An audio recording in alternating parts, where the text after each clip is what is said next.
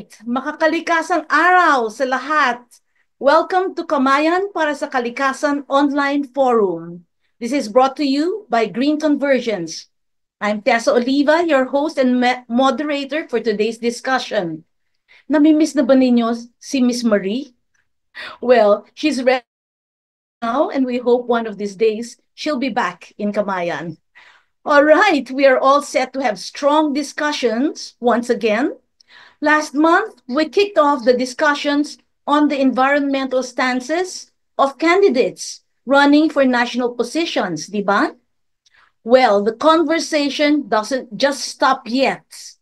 With the midterm elections just around the corner, okay, just 3 weeks away, we will be delivering deeper into our candidates today. We are co-sponsoring our 418th session with Alianza Tigelmina to discuss Green Agenda 2025. And of course, I'm not hosting this forum alone. Joining me today is the youngest officer of GC, our reliable media promotions officer, Marian Luisa Palo. Makalikasang araw, Marian.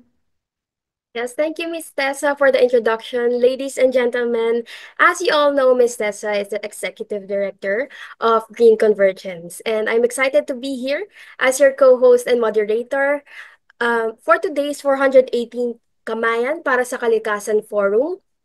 Once again, makakalikasang araw sa ating lahat.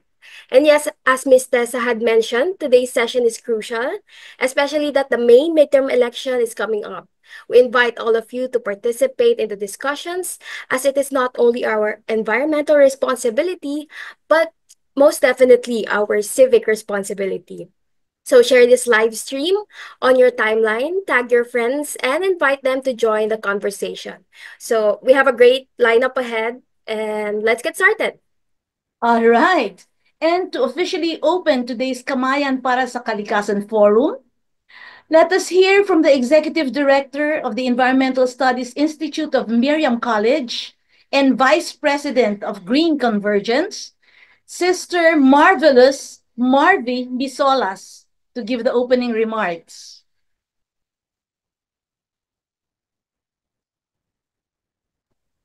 Yes, good afternoon, everybody. Maraming salamat, Tessa, for that introduction. Can you hear me? Yes, we can, Sister. Okay, great. Yeah. So, good afternoon again, everyone, and welcome to our Kamayan para sa Kalikasan session this afternoon. Um, we're still in the Easter octave, and of course, this week we saw the death of our beloved Pope Francis. So, I would like to start with that. Um, around there is a line, in a beautiful poem that written to eulogize him, circulating in so many social media. And this poem is written by this person, Azul Tomei, and I would like to read the last paragraph. It says, "You are not gone. You are compost now, and compost is holy. You are in the roots of the sacred resistance.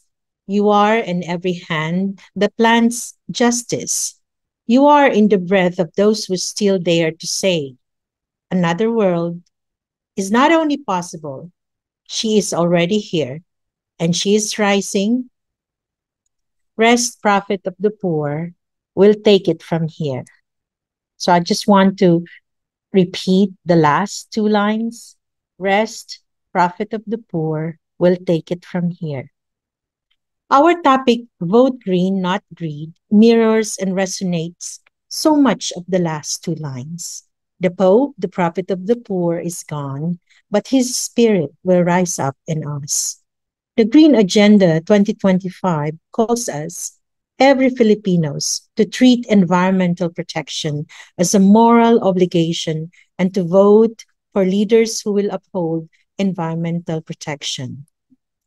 We are all invited to walk in this path of the prophets for peace and for environment. We welcome the Green Agenda team of 2025. Thank you for partnering with Green Convergence. who are from different sectors, NGO, from the church, to present what is Green Agenda 2025. We have full house of speakers this afternoon, and they are prophets in our environmental movements. I invite everyone to listen deeply at the discussions of the myriad of environmental issues in the Philippines and be guided in our choices of candidates to vote, to discern um, who are the candidates who will uphold the integrity of creation and lead our people to care for our common home. Thank you for joining us in this important session. God bless. Happy Friday of the Easter Octave. And so I turn you over to Tessa and Marian. Yes, Thanks. thank you. Thank you, Sister Marvy, for those wonderful words. We will surely miss our Pope, who has done so much and guiding us through the Laudato Si. Um, and thank you also for setting the stage for today's forum. All right. Well, we have around 14 from the academe, maybe 3 from the religious sector, 6 social civic organizations, 4 private sector, and 1 farmers group, and many more. So we hope to have this meaningful forum and learn from it. Okay? Through this forum, we hope to increase awareness among Filipino voters about the environmental climate and human rights issues and the need to vote for leaders who will commit to address this triple planetary crisis. Um, so we hope that this will be a meaningful forum for all. Yes, And that's correct. yes, Yes, Marian. sure.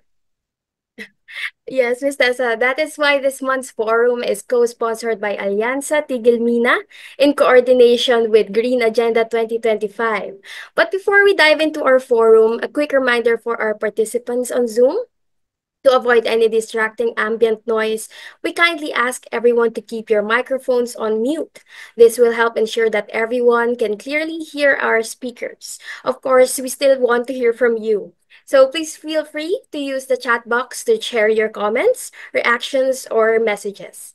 We'll be keeping an eye on them and may even read some of your insights later. So I'm sure you are all eager to learn what Green Agenda 2025 is. So let's get started, Ms. Tessa. Yes. And to make you more eager to know what Green Agenda 2025 is, we have invited esteemed speakers from various groups and organizations who are part of Green Agenda 2025. They will discuss the environmental issues that the Philippines faces and what candidates have to say about these. Oh, eto na. To introduce Green Agenda 2025, what it is, who its members are, and their current action plan. A warm welcome to the Advocacy Coordinator of Caritas Philippines, speaking in behalf of its President, Bishop Colin Bagaforo. We have Ms. Jing Henderson. Jing? Hello and good afternoon, everyone. Thank you so much for inviting Caritas Philippines. And again, on behalf of Bishop Colin Bagaforo, I am Jing. I am the national head of the Integral Ecology Program of Caritas Philippines. And I would like to share my screen. Can I be enabled to share po? Sure po, sure po. Thank you.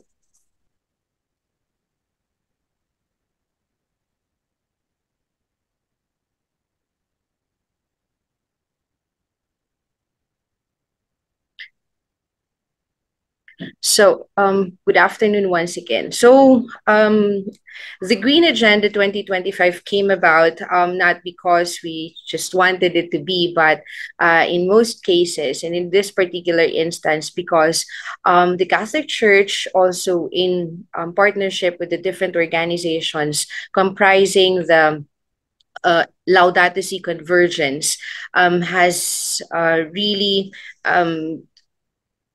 discerned that this is something that we needed to do.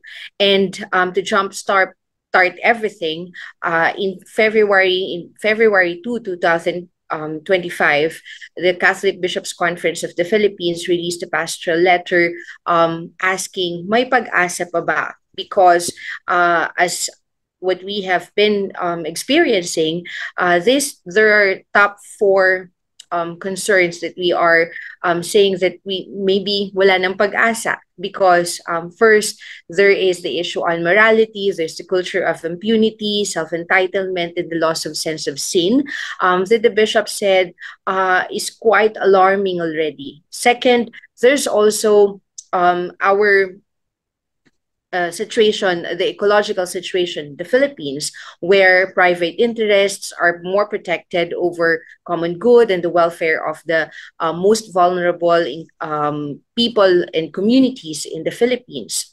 There's also the economic concerns, where the increase in poverty is always exacerbated by the unemployment rate and the rise of commodities, and which lead also to the powerful becoming more powerful, the rich becoming richer, and the situation is, the bishop says that this is not getting any better. And lastly, there's our political situation. So as we are looking into our television screens during the night, or as we are reading the newspapers in the morning, we see how the platforms on election we see how our election has become more and more about personality than about issues, about our concerns. The political dynasties are becoming stronger by the minute, and patronage politics has again been being exploited and making politics into family business. So the Catholic Church has made it a point since January, or since the release of the pastoral letter in February, that we have to be at the forefront of these actions, of these discussions now. So in February also, right after the pastoral statement was released, that was also the birth of the Green Agenda 2025. So Laudato Si Convergence, which is composed of the different Episcopal Commissions of the Catholic Bishops' Conference of the Philippines. It is also composed of the 5 traditional partners of Caritas Philippines and of the Church who are into environment advocacies. These are Alianza Tigalmina, Center for Energy, Ecology, and Development, Laudato Si, Living Laudato Si Philippines, Laudato Si LSMP, sorry. There's also Living Laudato Si Pilipinas. And then there's also the Philippine Misery or Partnership Incorporated, and then the Philippine Movement for Climate Justice. I'll get back to LSMP. So sorry sa mga members sa LSMP. But so these are also the groups that helped us form the Laudato Si Convergence, and also there are several groups. So we call it an expanded Laudato Si Convergence, because there's also several other groups like the Green Convergence, like the Green Thumb Coalition, Greenpeace, and several others who helped us form the Green Agenda.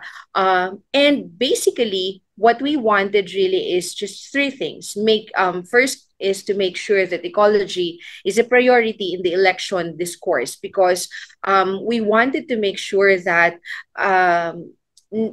ecology should not be a separate thing when we discuss about health, when we discuss about economy, when we discuss about agriculture. We wanted to make sure that people understand, our electorate understands, that ecology is part of why we are not having any good production of rice, of crops, of vegetables. Ecology is part of why we are we are experiencing so many so many increase in heart attacks, in increase in blood pressure. So we have to be able to relate that into these discourses so that people will understand that kapag sinira natin ang kalikasan, merong epekto ito dito sa ating kalusugan, may epekto ito dito sa pagbaba ng mga sa pagtaas ng unemployment rate ng bansa, sa pagtaas ng poverty incidence ng bansa. Second, we wanted to be able to identify candidates who closely align with the green agenda. So when we were able to identify the 11-point agenda, which later will be presented to you, we wanted to be able to also identify candidates who are aligning themselves or their platforms, yung mga pangako nila sa atin are their track record, their performance are aligned with the Green Agenda 2025. And we wanted these candidates to also be known to our electorate, because kung hindi nila makikilala ang mga kandidato na ito, then hindi masusuportahan ng ating mga voters yung ating mga kandidato. And because of patronage politics, because of personality politics, mas kinakailangan ng mga kandidatong ito, we call them the green candidates, mas kinakailangan po nila ng tulong galing sa atin. That's why there are also scorecards na inilalabas natin. So the Green Thumb Coalition and Green Agenda, ang Philippine Miserior Partnership Incorporated ay meron pong inilabas na mga scorecards para tulungan tayo in our discernment process para makita kung nasaan, kung sino-sino ang mga kandidato na makatutulong para isulong natin yung itong ating green agenda. Because also we wanted, especially for our legislators, for the executive positions, na magkaroon ng mas malawak na kaalaman or appreciation doon sa green agenda para mas mabilis din natin itong maisusulong sa loob ng ating pamahalaan, be it at the national or the local government units. So kinakailangan po we would be able to identify these candidates. And then lastly, we have to be able to prepare mechanisms to hold our elected officials accountable after elections. So hindi lamang ito yung Green Agenda 2025, ang pagsasama ng iba't ibang mga grupo ay hindi lamang para sa eleksyon na ito, na after May 12 ay tapos na ang ating gampanyan. Kinakailangan din na magkaroon tayo ng pagkakataon upang siguraduhin na ang mga kasama nating kandidato na lumagda sa kasunduan, nagbigay ng commitment upang sila ay magsusulong ng Green Agenda 2025. Gusto natin na pagkatapos ng eleksyon, lalo na kapag sila ay nanalo, gusto nating matanong sila na kumusta na ang iyong plataforma, kumusta na ang iyong plano para maging totoo ang iyong commitment, maging totoo ang iyong plano. And then afterwards, we would like to be able to help them in bringing this green agenda into reality. Kasi alam naman po natin na kapag hindi natin tutulungan yung ating mga kandidato or yung ating mga politiko na nandiyan na sa pwesto para gawin ang lahat ng ito, mas mahihirapan din po sila. So we wanted to be able to really help our leaders, our political leaders, our government leaders, the government agencies to be able to really do things as we have pushed in the Green Agenda. So kaya po sa Green Agenda ay meron para sa mga kandidato natin sa Executive Department, meron po sa Legislative, dahil we wanted really them to have para yung na meron na silang panghahawakan, na they won't be starting from zero or they won't be parang reinventing the wheel in doing what's good for our environment. So those are the three things that we wanted to achieve when we formed into the Green Agenda 2025.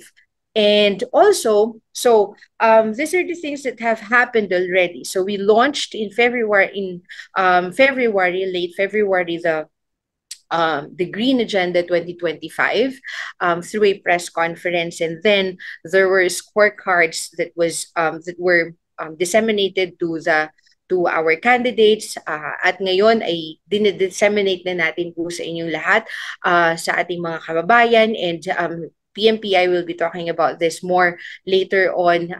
Meron din po tayong town hall forum just yesterday na ginawa po sa kasama ang De La Salle University, where we were able to get our candidates' opinions, stance, insights about the different urgent concerns on environment na inilatag natin sa kanila kasama po ang Green Agenda 2025. So, ang lahat ng ito po ang mga nangyari na in the past. And then, what we wanted you to share with us next, po, we have to continue the discourse. We have to be able to engage our electorate, especially the youth, in our conversations.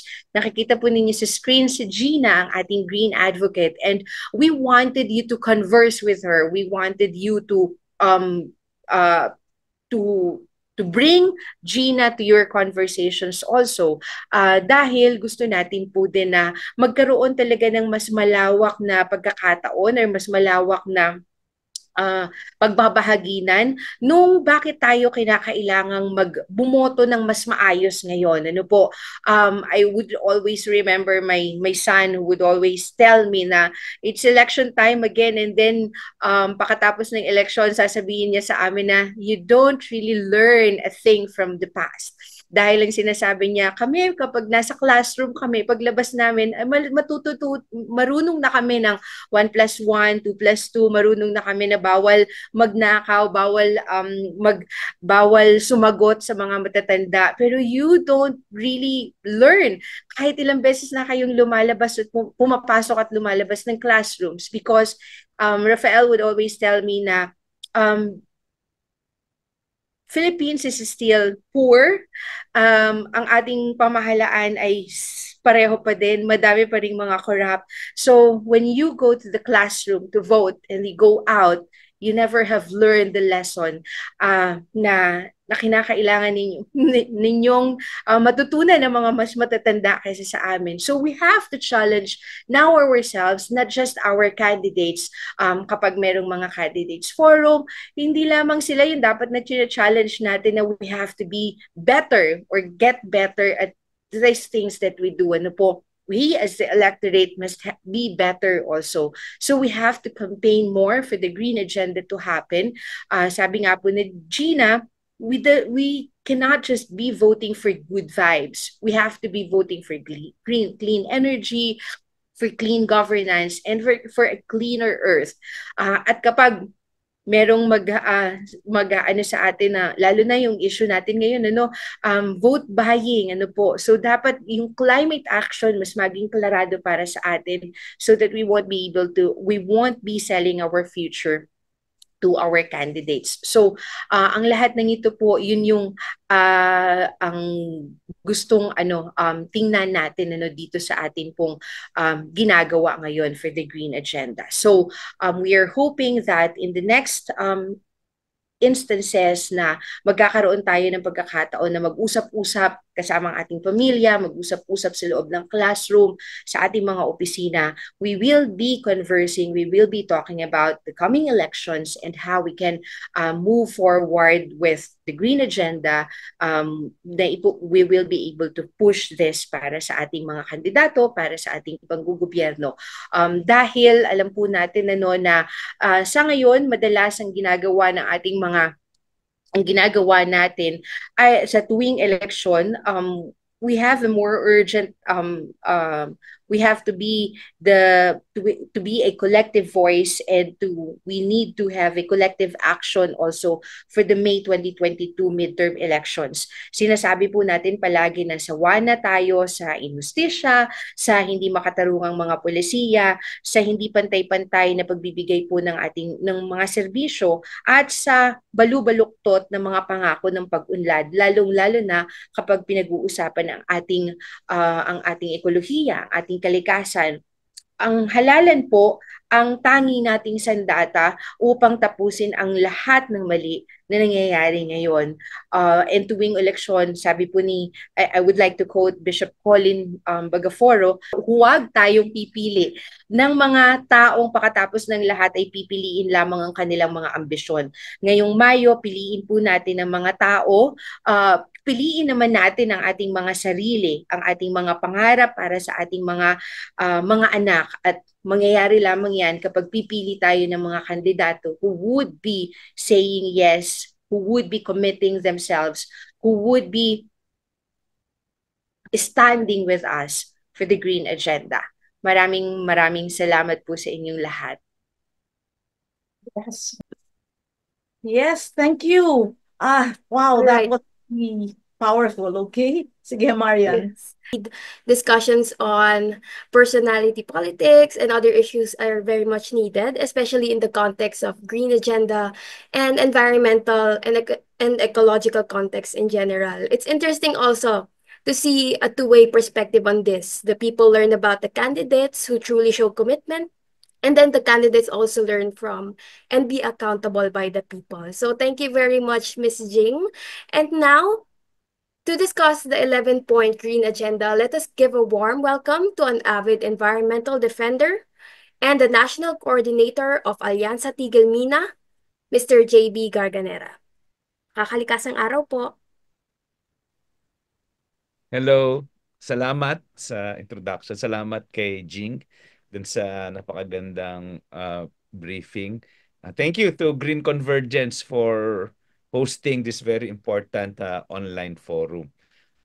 Before I share the 11-point Green Agenda 2025, nung inumpisahan nung mga grupo na ayusin and then make that decision to produce and campaign para sa Green Agenda 2025. Nasa likuran ng mga isip namin, no, two things. Una, this is the 10th year anniversary ng Laudato Si. So, parang hirap isipin na, pero 10 years na ini-inspire at ginaguide tayo nung napaka-significant na encyclical ni Pope Francis. And this week we are celebrating Earth Day. So talagang very timely and very relevant itong pag-host ng Green Convergence, which is of course within the context din ng electoral campaign natin. And mahalaga doon sa sinabi ni Jing kanina, no. Sana naman iniisip din namin. I remember in an informal meeting nung kinakalagitnaan nung ginagawa ito, sabi ni Bishop Jerry Alminas, alam mo, importante itong ginagawa natin, makadagdag man lang ng konting intelligent discussion sa kampanya. Itong dinidiscuss natin, pine-present natin ngayon, sana makaangat ng konti, hindi lang puro sayaw, hindi puro pa-cute, hindi puro pagpupogi, hindi puro panbobola, yung maririnig natin sa mga kandidato. So ito sana yung isang ambag natin na mapilitan man lang yung mga kandidato na sumagot. First, yung kabuuan, I just wanted to list yung 11 points na green agenda. This is not the first time na may green agenda na nabuo. In previous elections, there have been attempts by environmental groups. In almost all of those previous attempts natin to mainstream the green agenda, Green Convergence ay bahagi noong mga attempts natin yon. Way back in 2010, and then in 2016, and then in 2022 na mga presidential election. So, in a big picture, pangkalahatan, tingnan muna natin yung 11 point, and then I will make some time para ipaliwanag yung bawat isa. Una po, ito nga, so 11, these themes ay pinag-isa yung apat na major agenda ng iba't ibang the major environmental groups. First, yung the Green Convergence, and then the Green Thumb Coalition. So yung dalawang yon na almost malaking overlap ng memberships, pero almost the major environmental and ecological groups ay nandun. And then the other groups yung tinatawag na climate justice groups, those who are directly working on the climate change and the climate justice issues.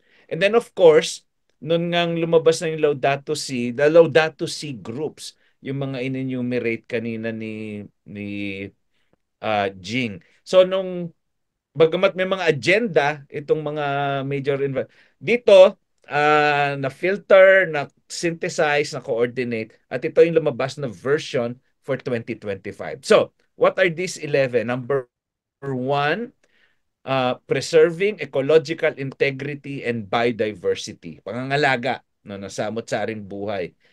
Pero hindi lang tatapos doon. The complete sentence is preventing further loss or destruction. So pangangalagaan natin at hindi natin nahayaang masira o mawala itong mga biodiversity and ecological areas natin. Pangalawa, all about natural resource management, land use management, and governance. Pamamahala ng likas yaman. Pangatlo, sustainable agriculture and fisheries. Pang-apat, the theme on waste management. Pang-5, climate justice. Pang-6, along the theme of mining and extractive. So, pagmimina itself, but the broader na theme of extractives, which ang extractives po kasi anything that we take out of the earth for profit and for benefit of a certain group.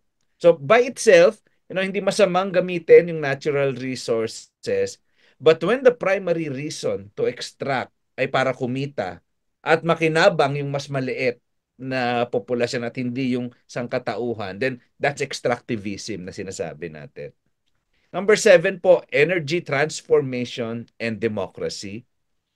Number 8, it's sustainable development, but ito yung bago, no?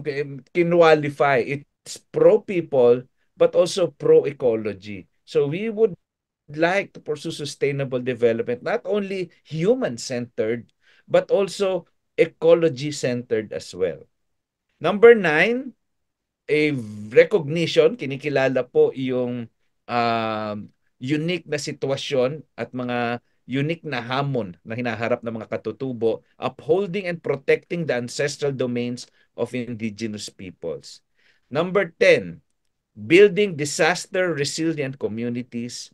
And number 11, integrating sustainable development and Laudato Si in education and formation. So, ito po yung themes na nabuo. Transforming them into agenda, I will now shift to the PowerPoint talaga.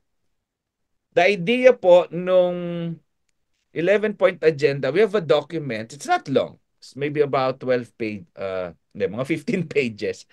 The agenda, each agenda was given an elaboration, which is about 100 words. So we wanted it to be clear, short, and then para digestible ng audience, ng manonood, or na makikinig. So the 11-point theme kanina is in a document, nasa dokumento po. At bawat theme, nilagyan po ng 100-word na explanation. Data, information, statistics, ano yung status ng bawat theme. And then, nilagyan po ng, ito naman yung panawagan ng different environmental groups for each agenda. And then later on po, sinamarize, o kung yan yung agenda, anong gusto nating paggawa sa gobyerno? That's why yung 11-point agenda ay executive agenda at meron din pong legislative agenda. So yung legislative agenda, i-explain din po mamaya. And then as Jing explained kanina, we shared, we approached candidates, negotiated and discussed with them na hopefully yung kanilang platform ay aligned sa ating 11-point green agenda. At sana, i-articulate din nila. Later on, whether manalo sila or hindi, it's a different story of holding them accountable. Okay, huwag na natin patagalin. Ano ang 11-point green? So kanina, themes po yung nakita nyo. As an agenda now, ginawa nating action point. No? So, medyo ni-reward natin ng konti retaining the original theme. Now, so, one by one, yung number 1 kanina, we want preserving biodiversity matters. to safeguard, no, para pangalagaan yung kinabukasan ng planeta natin, kailangan kilalanin natin that there is such a thing as rights of nature. At kailangan natin yung integrity ng ecology, kilalanin yan using science and using documentation, rehabilitation, regenerative na ways of na ginagamit natin, pinapakinabangan natin yung nature and our natural resources. At hahayaan natin silang yumabong ang ating samut-saring buhay. Pero babantayan din natin sila at hindi sila dapat masira. Kung meron man tayong gamit, if we are going to use them, it should be on sustainable practices coupled with conservation efforts. So yan po. So later on, merong action points dyan na executive and legislative. Tayo. Wait lang po. Okay. Agenda number 2. Equitable access to resources. So dapat may maayos na pagpaplano at merong totoong pagpapatupad ng mga environmental laws and policies natin. Kasi kaya naman ginawa yung mga laws and policies na yan para siguraduhin na nakikinabang tayong lahat. At hindi lamang yung mga mayayamang korporasyon or mga dynasties na nakikinabang dyan. So, there has to be equitable access at sinisiguro na yung mga komunidad natin ay meron silang pagmamay-ari at meron silang access doon sa ating natural resources, which would include land, water, fisheries and marine, and forest products. At dapat merong environmental justice. Ano ba yung panawagan ng environmental justice? Na hindi lang yung malalakas at hindi lang yung mayayaman na nakikinabang sa benefits ng ating likas yaman. There has to be equal access and benefit from all of these natural resources. At in most cases, dapat may mga legislation in place at dapat pinapatupad ng gobyerno natin itong mga policies na to ensure na yung mga mahihirap at mahihina ay hindi na di-displace. Third, on food. So dapat may sapat na pagkain. Dapat merong masustansyang pagkain. At dapat merong murang pagkain. At sana yung paggawa at pagdistribute ng pagkain hindi nakakasira sa kalikasan. And this, of course, should result right to a healthful living. So yung right to health na isang malusog na pamumuhay ay dapat ini-ensure ng Estado. So, ang daming concepts doon. Sapat na pagkain, masustansyang pagkain, at murang pagkain. Pero bahagi nung pagsisiguro na kompleto yung sapat, mura, at masustansyang pagkain na yan, ayusin natin yung sistema ng pag-produce at pag-distribute ng pagkain. Hindi pwedeng puro artificial, hindi pwedeng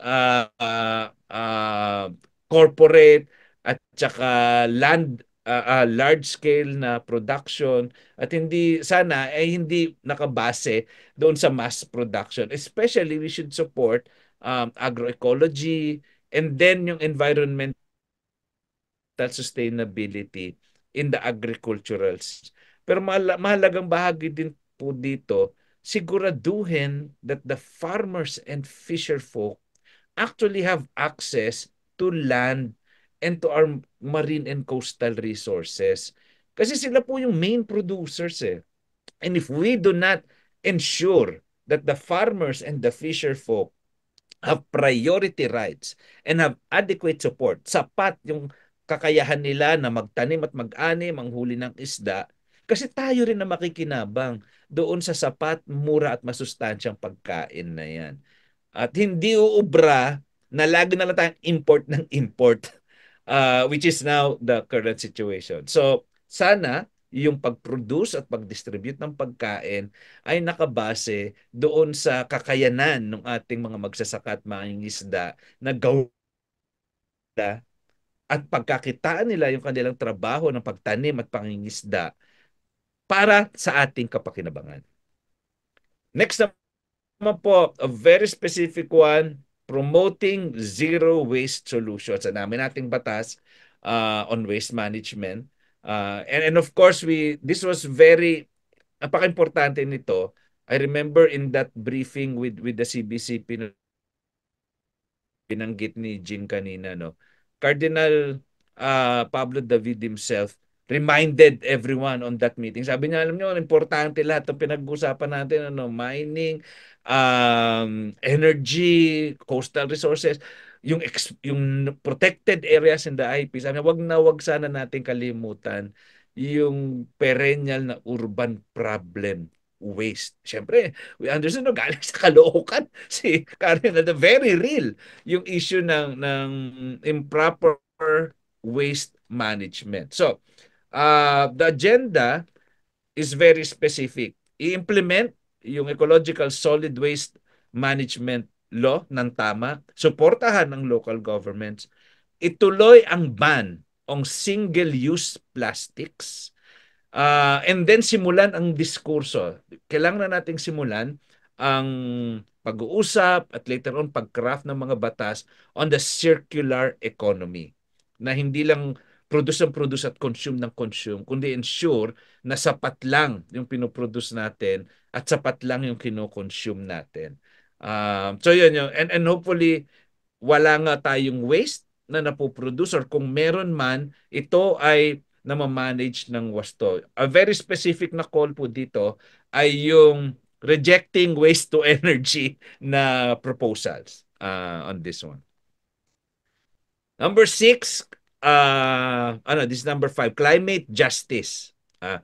Kailangan nating singilin at kailangan managot both ng mga gobyerno at ng mga korporasyon doon sa kanilang pagkukulang or doon sa kanilang mga kasalanan, kung kaya nandito na tayo sa climate crisis. So, when we say climate justice, yung ibang elemento about the climate issues dyan ay dapat nababawasan natin yung ating pag-emit ng carbon.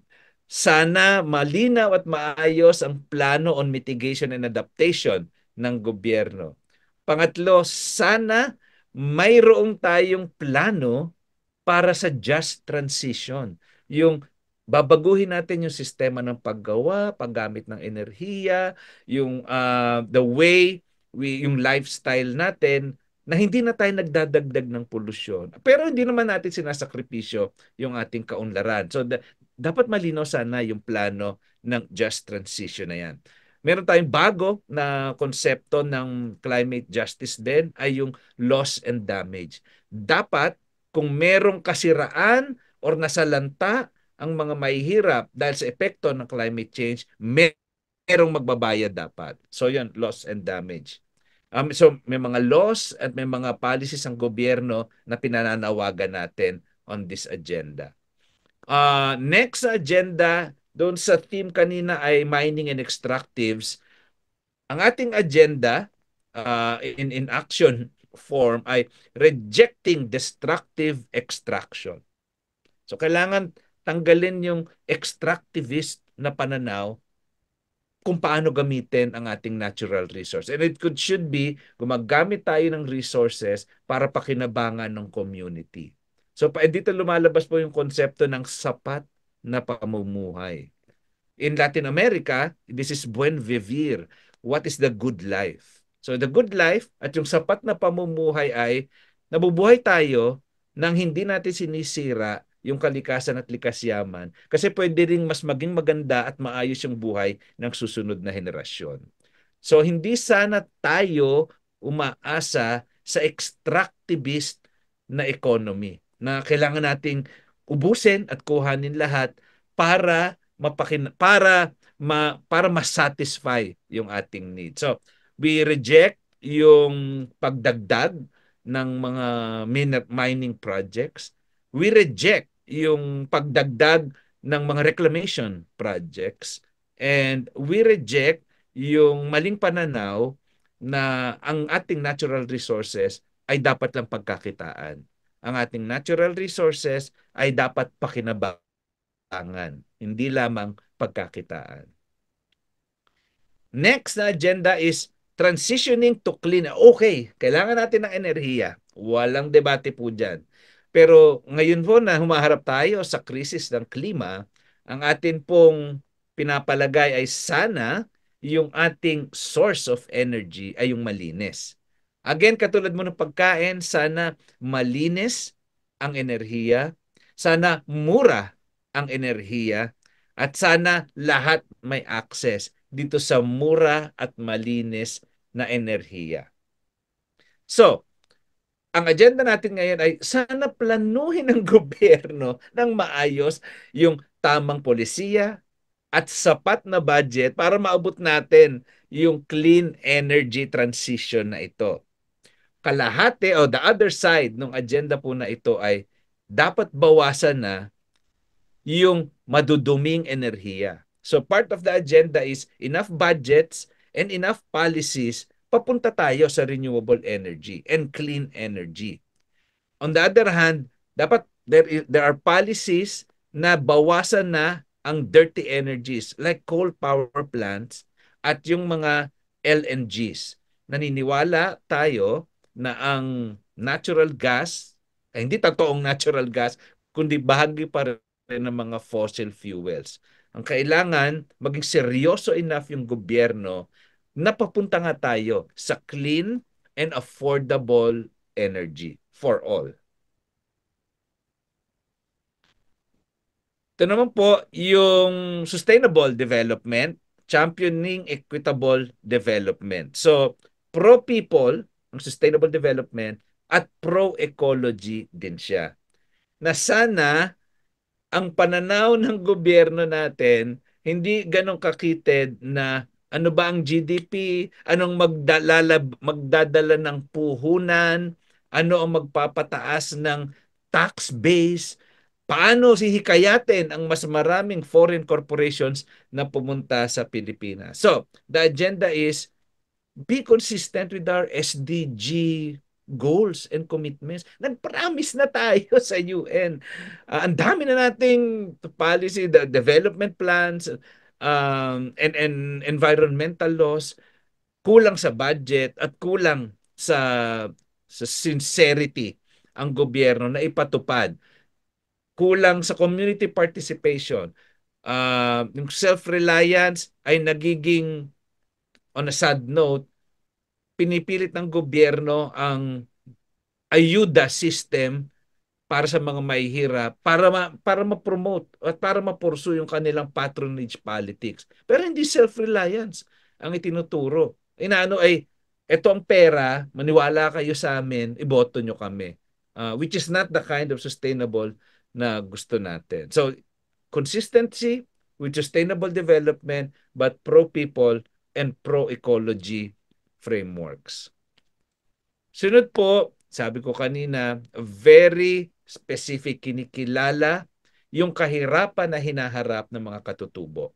So yung specific na wording po doon sa ating agenda ay upholding and protecting ancestral domains.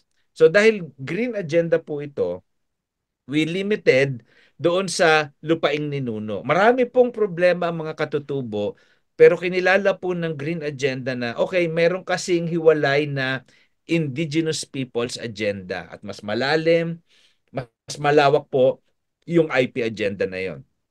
But in terms of the Green Agenda na environment ecology, the IPs suggested this. Mag-focus na lang sa ancestral domains. So, siguraduhin na ang mga katutubo ay priority at mapabilis ang pag-distribute ng mga ancestral domain titles. Kailangan hindi sila matanggal o puwersahang maalis sa mga lupaing ninuno.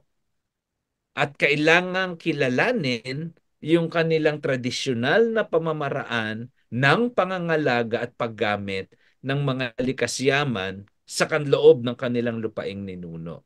And of course, making sure na yung iba't iba pa nilang karapatan, particularly yung free, prior, and informed consent, ay kinikilala at napoprotektahan.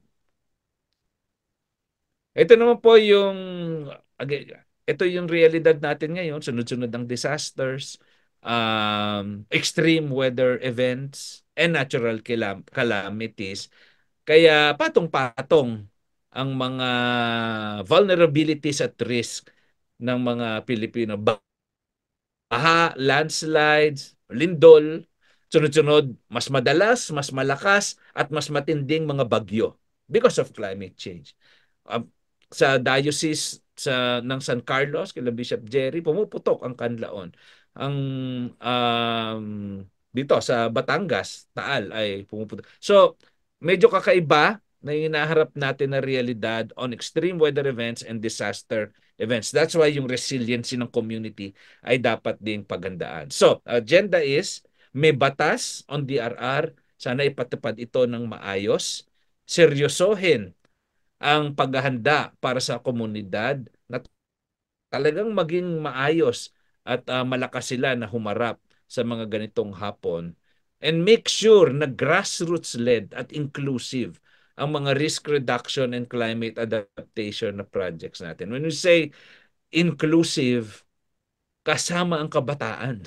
Lalo na, sinasabi natin palagi, para sa mga kabataan itong kinabukasan, they should be part of the solutions. Also, the indigenous peoples and the women. Ibang-iba ang pangangailangan ng mga kababaihan sa panahon ng disaster at ng mga kalamidad. At dapat marinig at makita yung boses nila. Ano ba ang tunay nilang kailangan? Ano ba ang papel nila? At saan sila makakaambag ng mas maayos at mas masino? So voices of women, children, PWDs should be emphasized and should be enhanced. So yun yung ating agenda on this one. And then yung last na agenda is of course yung formulation po doon sa team ay integrating Laudato Si and sustainable development sa education curriculum and formation sa mga religious. The agenda as formulated for the candidates is we have to advance inclusive climate education. So unang-una, education, everyone should have access to quality education. Lahat ng mahira, lahat ng tao, lahat ng bata should have access to quality education. And the whole spectrum of education from primary to tertiary to professional training, sana nakapaloob dyan yung sustainable development and then yung climate awareness. On the other hand, on the commitment also for the religious, yung formation din ng mga religious leaders, both priests and nuns, would also start to include curriculum, of course, on Laudato Si, and then expanding it to ecological and climate justice. And pangatlo, sana ma-mainstream yung sustainable practices and values. And this has practical implications. So, halimbawa, CBCP has a standing policy na lahat ng parishes eventually should transition into solar energy, and that's massive.